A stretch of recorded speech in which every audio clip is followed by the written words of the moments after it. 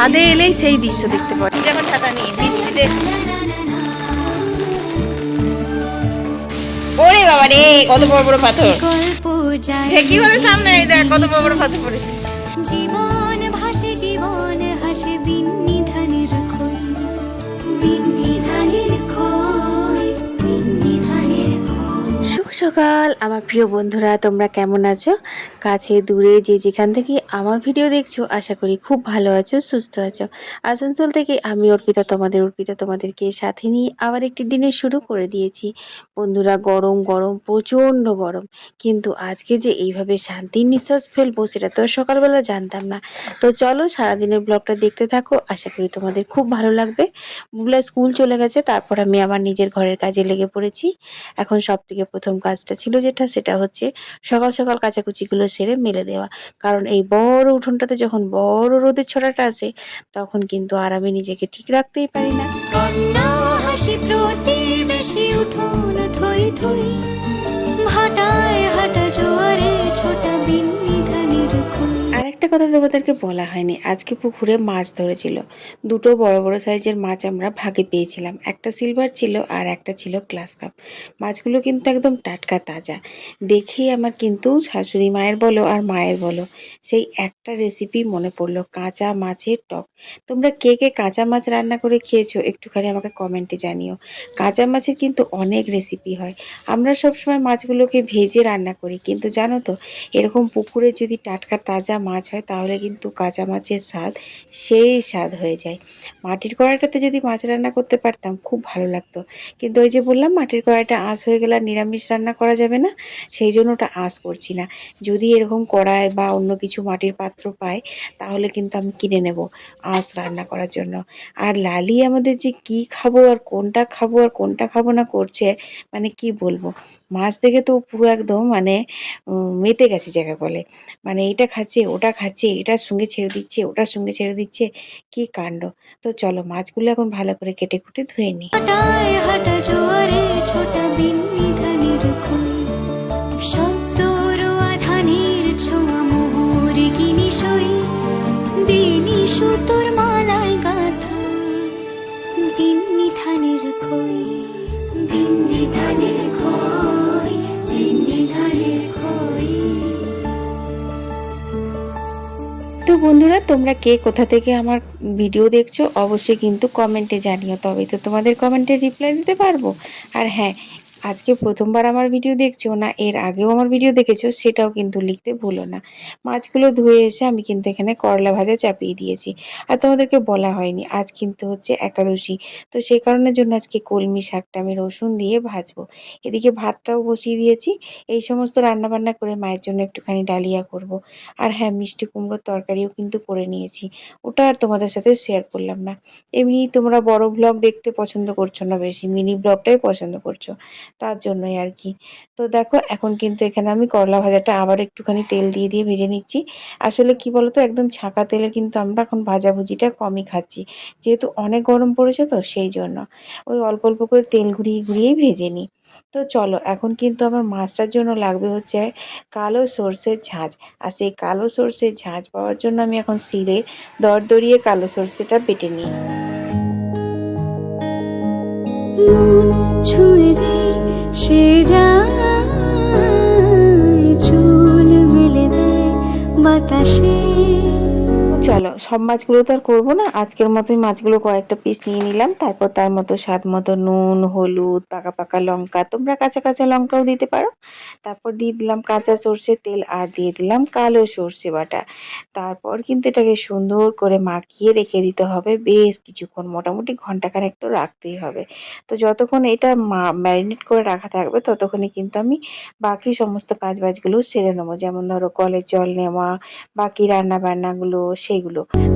প্রাণ খুলে যে কিছু গায়, দিন ঢলে ফের রাত আসে, তার মনের কথা ঠোঁটের কোণায় আজ বাঁশির মতোই সে গুনগুনায়। হারানো সুর, হারানো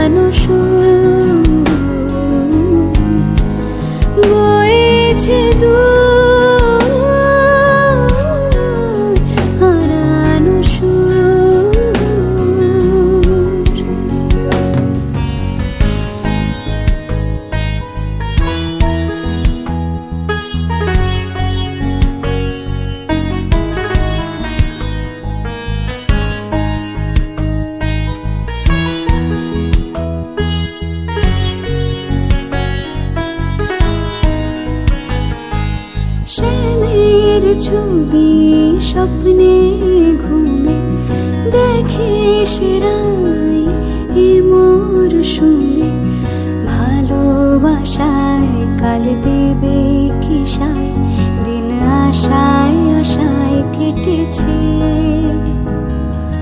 বুকের মাঝে অল্প কাঁপে প্রেমে পড়ার চিহ্ন গোলাপি তাকায় এসে দূর থেকে যে সে এক ঝলক হেসে হেঁটেছে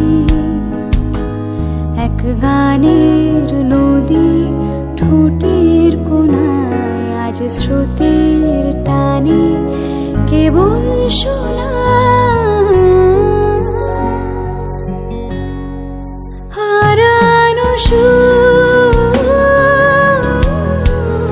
হারানো সুর বয়েছে দূর হারানো সুর হারানো সুর হারানো সুর বয়েছে দূর হারানো সুর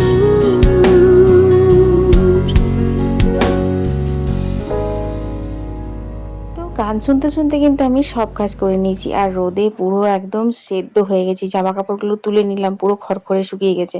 এখন বাজে হচ্ছে 11টা। দেখো আমার শাক ভাজাটাও কিন্তু হয়ে গেছে। একটু রসুন আর কালো জিরে শুকনো লঙ্কা ফোড়ন দিয়ে কলমি শাক যদি ভাজা হয় না, গন্ধতেই মনে হয় একতলা ভাত খেয়ে নেবো। তো চলো এবার আমি সেই স্পেশাল রান্নাটা বসিয়ে দিই।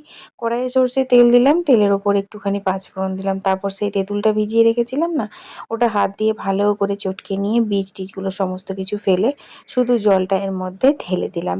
ব্যাস, আর কিছু না। এরপর স্বাদ মতো নুন, অল্প একটু হলুদ দিয়েছিলাম, তারপর দিয়ে দিলাম ম্যারিনেট করে রাখা মাছটা। এরপর নাড়িয়ে চাড়িয়ে সুন্দর করে অনেকক্ষণ ফুটিয়ে নেব। আর হ্যাঁ, এর মধ্যে একটুখানি গুড় দেবো কিন্তু, কারণ এই টকটা একটু মিষ্টি মিষ্টি ঝাল ঝাল টকটক হলেই খেতে বেশি ভালো লাগে। তারপর কিন্তু আর একটা জিনিস করব, সেটা হচ্ছে ডিমের ঝোল। কারণ আজকে প্রথমে প্রোগ্রাম হয়েছিল আমাদের ডিমের ঝোল করার, সেই কারণে না আমি সকালবেলাতে ডিমগুলো সেদ্ধ করে নিয়েছিলাম। তারপর কিন্তু পুকুরে মাছ ধরার খবরটা পেয়েছিলাম, আর তারপর কিন্তু মাছটাও পেয়েছিলাম। তো যাই হোক, দেখো আমি এক চুটকিতে কীরকমভাবে ডিমের ঝোল করি। তো এই যে পেঁপে আলু সেদ্ধ করে নিয়েছি, ডিম সেদ্ধ করে নিয়েছি, আর এখানেই দেখো লাল লাল ডিমের ঝোল কিন্তু আমি রেডি করে নিলাম। তো রান্না বান্না মোটামুটি আমার কমপ্লিটের দিকে। এখানে মায়ের জন্য একটু ডালিয়া করে নিয়েছি, আর এই যে এখানে করেছি হচ্ছে মিষ্টি কুমড়োর তরকারি। এখানে মাছের টকটা নামিয়ে নিয়েছি, খেতে একদম সেই হয়েছিল। তারপর এখানে এই যে করলা ভাজা, শাক ভাজা, ব্যাস রান্না বান্না কমপ্লিট। চলো এবার আমি বুবলাকে স্কুল থেকে চট করে নিয়ে চলে আসি। তো দেখো বুগলা এখন বেরিয়েছে, আবার একটুখানি গেল অফিসে, কিছু ভুলে গেছে মনে হয়। আমি দাঁড়িয়েছি, খুব রোদ। আর ওই যে দেওয়ালে দেখতে পাচ্ছ, ওইখানে আমার বুগলারও নাম রয়েছে।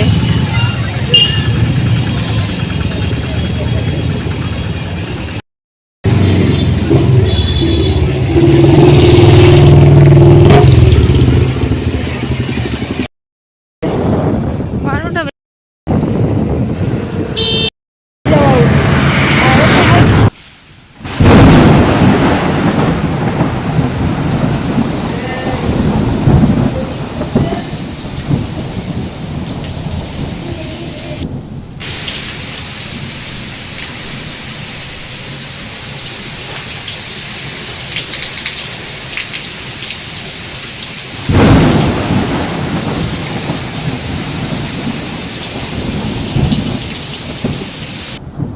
ওই ঘাসে দুটো পড়ে আছে, এখন পড়বে আরো।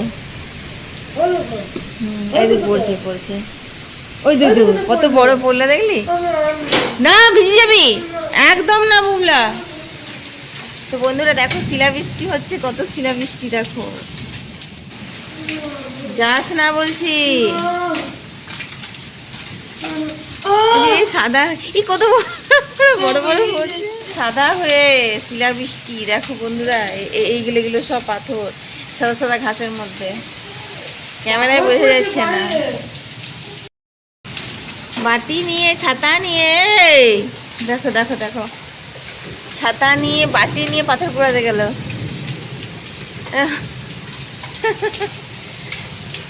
চলায় চলায়, কত বড় বড় দেখো পড়ছে বুবলা। এই যে এটা তুলে নিয়ে এসেছে, এই দেখো, এই দেখো পাথর। আরো দে, হাতে দে, ঠান্ডাতে অ্যালার্জি আর পাথর দিচ্ছে হাতে। চ চ,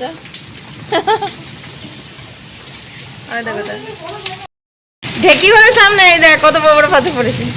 বলে ছাতাটা আমাকে দে, আমি একবার যাবো, তুই এখানে দাঁড়া, আমি যাবো একবার। কত পাথর, সারা উঠোনটা একদম সাদা হয়ে আছে। বুবলা কোনটা ছেড়ে কোনটা ধরবে? আমারও যেতে ইচ্ছে করছে পাথর কুড়াতে। দে, ওরে বাবা রে, কত বড় বড় পাথর। আর যাস না রে বুবলা, প্রথম বৃষ্টিতে ভিজতে নাই, অনেক ইয়ে হয়। হ্যাঁ, ওই রোদ উঠে গেল, আজকে দেখবি রেনবো। হ্যাঁ, আজকে রেনবো দেখতে পাবি তো। বলে ভিজিস না প্লিজ, চলে আয় রে, চলে আয়, চলে আয়। আমি চলে এসেছি এখন ছাতা নিয়ে, বৃষ্টিতে ভিডিও বানানো হয়।